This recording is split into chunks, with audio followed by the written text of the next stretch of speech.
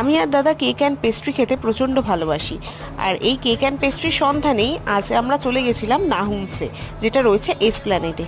প্রচুর প্রচুর সমাহার ওদের ওখানে। শুধু কেক পেস্ট্রি নয়, অনেক রকম কুকিজ, বিস্কিটস আর বিভিন্ন রকম বড় বড় কেক বা ছোট কেক আর অন্যরকম বেশ পেস্ট্রিগুলোও পাওয়া যায়, পাউরুটি পাওয়া যায় ও অনেক কিছু, মানে বেকারি টাইপের বেশিরভাগ জিনিসপত্রই পাওয়া যায়। তো আমরা প্রায় প্রচুর জিনিস কিনেছিলাম, একটা দুটো করে। এই কেকগুলো মোটামুটি 200, 300, 400 করে দাম, পুরোটাই শেপের ওপর নির্ভর করে। এই ছোট ছোট জিনিসগুলো এনেছিলাম, পেস্ট্রি কেক মিলিয়ে মিশিয়ে নিয়েছিলাম, সব কিছুই প্রায় একটা করে নেওয়ার চেষ্টা করেছিলাম। এই সামনের ক্রিমি জিনিসটা খেতে খুব ভালো ছিল, আর সব থেকে টেস্টি মনে হয় এই লাভ শেপেরটাই ছিল।